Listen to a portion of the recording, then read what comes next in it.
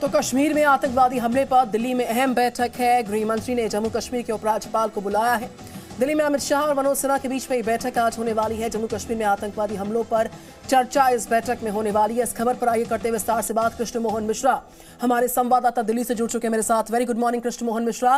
Targeted killings हो, serial attacks हो और जम्मू कश्मीर में अमन और शांति पर जो चोट पहुंचाए जाने की नापाक कोशिश हो रही है, उसको देखते हुए रणनीति को निर्धारित करने के लिए अंतिम प्रहार की तैयारी, इस बैठक को लेकर क्या जानकारी, कितने बजे बैठक है कृष्ण मोहन मिश्रा?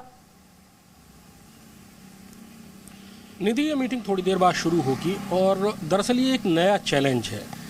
कश्मीर में आतंकवाद दम तोड़ रहा है। पिछले 1.5 साल में आतंकवादियों के मारे जाने की जो रफ्तार थी वो बहुत ज़्यादा थी। ऑपरेशन ऑल आउट जो सुरक्षा बलों ने चलाया था, उसने आतंकवाद की दरअसल कमर तोड़ दी थी। जितने भी बड़े आतंकवादी गिरोह थे, जैसे लश्कर-ए-तैयबा जो नॉर्थ कश्मीर में एक्टिव रहता था, हिजबुल मुजाहिदीन जो साउथ कश्मीर में एक्टिव रहता था, उसके सारे बड़े सरगना मार दिए गए हैं। जैश-ए-मोहम्मद को पाकिस्तान ने दोबारा पुनर्जीवित किया था 2016 में, जिसमें ज़्यादातर पाकिस्तानी आतंकवादी होते हैं, वो भी असरदार नहीं रहा। पाकिस्तान ने कुछ एक नए गिरोह खड़े किए हैं, क्योंकि पाकिस्तान की पूरी इंडस्ट्री कश्मीर के आतंकवाद पर चलती है। अगर कश्मीर में आतंकवाद खत्म हो गया तो पाकिस्तान की एक बहुत बड़ा रैलिंग पॉइंट खत्म हो जाएगा। TRF नाम ले लीजिए, रेजिस्टेंस फ्रंट नाम ले लीजिए, या अभी फिर दोबारा एक नाम आया है कश्मीर जिंदाबाद फोर्स, कश्मीर कमांडो फोर्स। इस तरह के नाम अब आते रहेंगे। करना कुछ नहीं होता है पाकिस्तान को। जो आतंकवादी हैं उन जब वो अब सामने आएंगे तो वो किसी और गिरोह का नाम ले लेंगे। इससे सुरक्षा बलों के सामने एक नई चुनौती की शक्ल आती है और साथ में बाहर से देखने पर यह लगता है कि कश्मीर में बहुत सारे ऐसे आतंकवादी गिरोह हैं, रेजिस्टेंस गिरोह हैं, रेजिस्टेंस फ्रंट हैं, जो काम कर रहे हैं कश्मीर की आज़ादी के लिए। पाकिस्तान यही पोर्ट्रे करना चाहता है।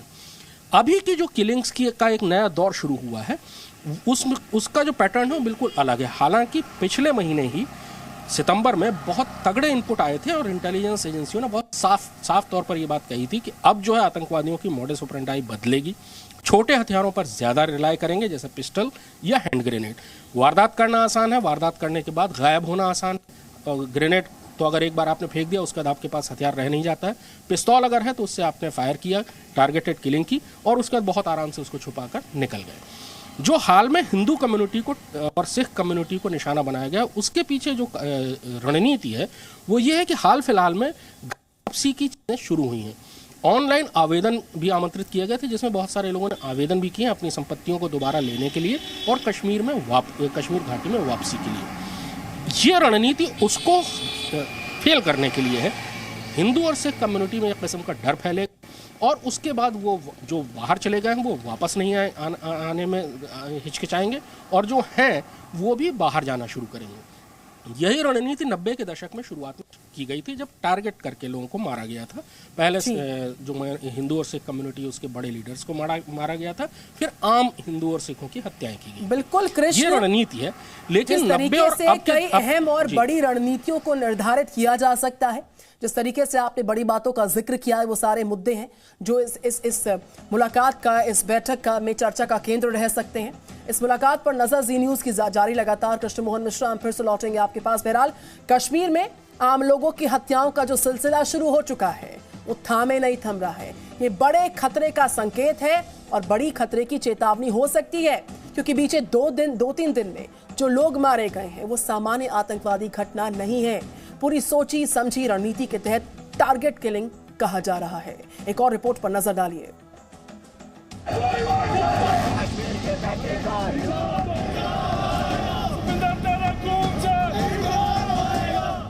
कश्मीर में एक दिन में 3 बेगुनाहों का कत्ल हुआ तो एक बेटी चीखती रह गई, मगर सड़कें फिर भी सूनी रही।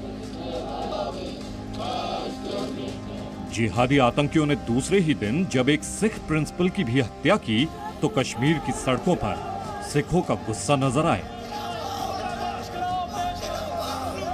इन हत्याओं को लेकर कश्मीर से लेकर पूरे देश में चर्चा शुरू हुई कि क्या कश्मीर में पंडितों को मारा जा रहा है? जवाब था हाँ। क्या कश्मीर में बाहरी लोगों को मारा जा रहा है? जवाब था हाँ। क्या कश्मीर में सिखों को मारा जा रहा है? जवाब था हाँ। फिर सवाल था कि कारण क्या है? कारण ये कि इस्लामिक जिहादी चाहते हैं कि कश्मीर में केवल मुसलमान रहें। आतंकियों के अलावा ऐसे और भी लोग हैं जो चाहते हैं कि कश्मीर में सिर्फ मुसलमान रहें। ऐसा पाकिस्तान चाहता है, ऐसा इस्लामिक जिहादी चाहते हैं, ऐसा कश्मीर में रहने वाले तालिबान समर्थक चाहते हैं। ये जिहादी मानसिकता के लोग नहीं चाहते कि 90 के दशक में खदेड़े गए जिन कश्मीरी पंडितों के घर और जमीन जायदाद पर वो काबिज हैं, वो कश्मीरी पंडितों को वापस मिले। दशकों के बाद खुलेआम बिना कारण एक बुजुर्ग कश्मीरी पंडित और टीचर की हत्या कर दी गई। सवाल उठे कि हत्या क्यों हुई? कारणों की तलाश करने पर आशंका हुई कि 370 से आजादी के बाद कश्मीर में पंडितों के पुनर्वास की तैयारी शुरू हुई थी। 98,000 से ज्यादा कश्मीरी विस्थापितों को आवास प्रमाण पत्र दिए गए। विस्थापित कश्मीरियों की रजिस्ट्रेशन के लिए वेब पोर्टल शुरू किया गया। 38,000 से ज्यादा कश्मीरी विस्थापित वापस कश्मीर लौट भी आए। करीब 2,000 कश्मीरी विस्थापितों को सरकारी नौकरी भी मिल गई। कश्मीर की मतदाता सूची में कश्मीरी पंडितों के नाम दर्ज होने लगे। कश्मीरी पंडितों को उनकी घर और जमीन वापस दी जाने लगी। और यही इस्लामिक जिहादी आतंकी सोच वाले नहीं चाहते थे। उन्हें कश्मीरियत का कत्ल करने के लिए बार बार सियासी इशारे मिले और आतंकियों की बंदूकें बेगुनाह कश्मीरी पंडितों की हत्या करने लगी। जुल्म अगर है ये खाली कश्मीरी पंडितों पर क्यों है? कश्मीरी पंडितों का कसूर क्या है? आपको एहतिजाज करना पड़े, 90 की तरफ नहीं बैठना चाहिए आपको अंदर, क्योंकि 90 में आप लोग भी मजबूर थे और आज आप मजबूर नहीं, आज आपको समर्थन देना पड़ेगा हम लोगों को। मैं पब्लिक, यहाँ के पब्लिक को कहना चाहता हूँ, आप आइए, क्योंकि 90 की सिचुएशन मत बनाइए।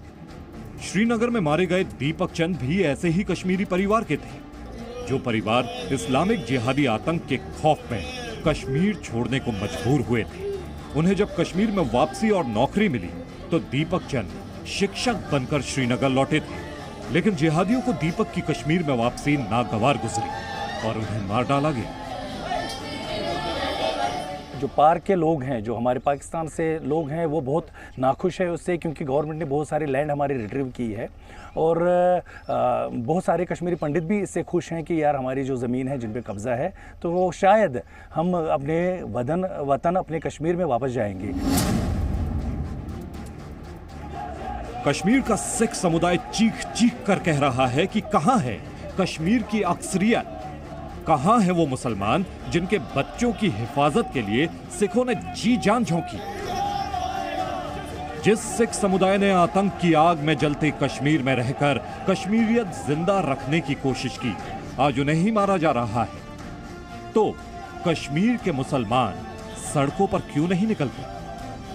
जब हिंदुस्तान में टर्माइल हुआ तो आपकी बच्चों को सिख लोगों ने सारे हिंदुस्तान से निकाल के लाया और अपने माँ बाप के हवाले किया। लेकिन जब हम पे कुछ बात बनती है तो आप आ का नारा भी नहीं पड़ते। सिंगल आउट करके मारना कहाँ तक जस्टिफाइड? चुन के मारते हैं, चुन के मारने वाली बात है, कहाँ तक जस्टिफाइड है? अगर ये मैसेज है हमारे लिए कि भाई यहाँ से आप निकल जाओ, ना हमारी ओर से उनका रिप्लाई ये है कि हम यहीं रहेंगे, मरेंगे मिटेंगे, हम यहीं रहने वाले हैं।